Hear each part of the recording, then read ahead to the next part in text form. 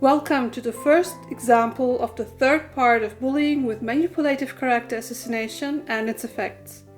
Today we are talking about true stories of suffering among students, which can be transferred symbolically to colleagues and acquaintances.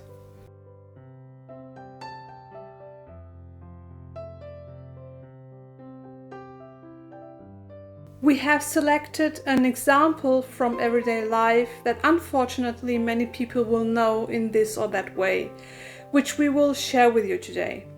Names, data, and gender remain anonymous for privacy reasons. With this topic, you again really have to remember that bullying is not just a newfangled term, but an extreme form of violence that is still not taken seriously enough, and that begins or can begin at a very early age. There is an infinite number of true stories of suffering.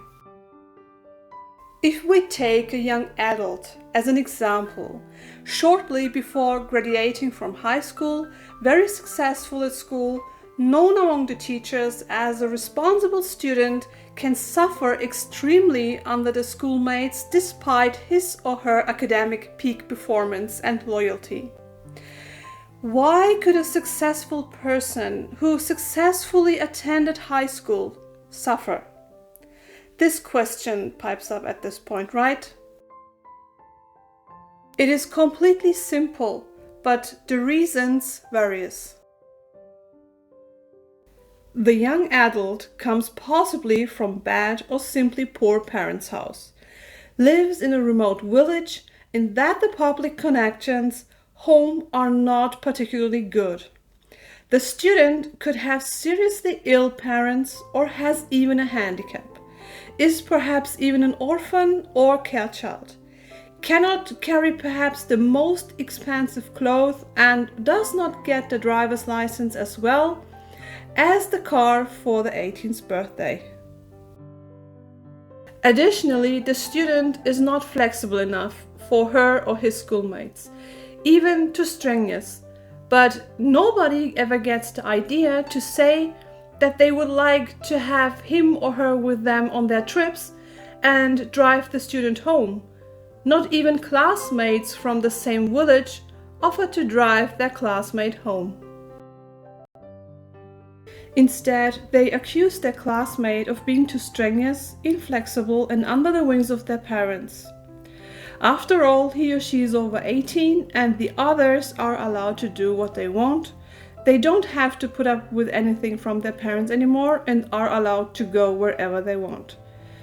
18-year-old boys and girls, who in their perception really believe to have saved the world and act as heroes, question and even insult the educational methods and family rules not only of their parents and family with a shameless and disrespectful impudence. This intolerant impudence alone is a clear sign of ignorance. They simply know nothing about life. Their exaggerated appearance is merely confident appearance with complete ignorance. The most unfounded and brainless accusations are told. And all of this without questioning. They know nothing about this young person, absolutely nothing.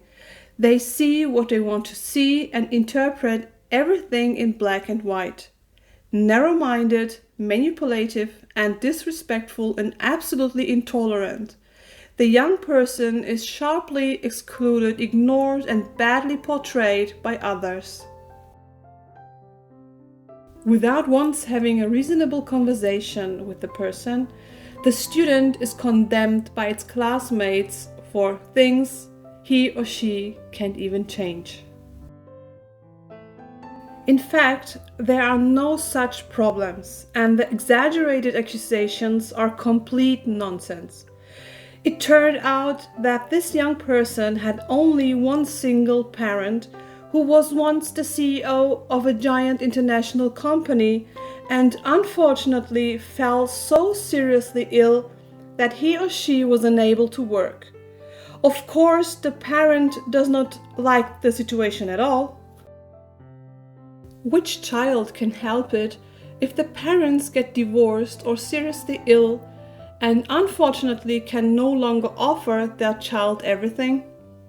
A single father or mother who is possibly seriously ill must now calculate their household differently than other healthy working parents. That is a fact and nothing new. To punish the child or any child for these conditions is only a sign of selfishness, intolerance, and social incompetence. These people are only interested in themselves and not in other people. Other people are only used in order to achieve the bullier's goals.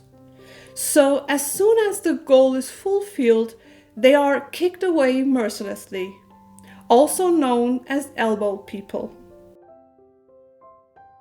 But the student doesn't say anything.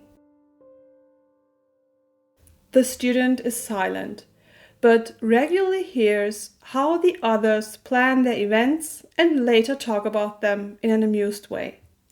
The student remains silent. He or she is being ignored, feels isolated, and is always deeply disappointed that no one of them looks closer and asks questions just once. Not one person. No one. And yet, despite the serious illness, the young person has enjoyed a great upbringing and has grown into an open-minded, cheerful, helpful, and culture-loving young person. Unfortunately, the parent can no longer make big financial purchases, so the parent can no longer offer their child different things at once, but only one thing at a time. But this does not bother the child because basically there's nothing missing. The only thing which is still hindering the young person as a problem is that the student just has to watch how he or she comes back home. Nothing more, and only into this one thing a bunch of crap is interpreted, up to the manipulative damage of reputation. There is an infinite number of true stories of suffering. You are able to see 2 examples of suffering in our videos.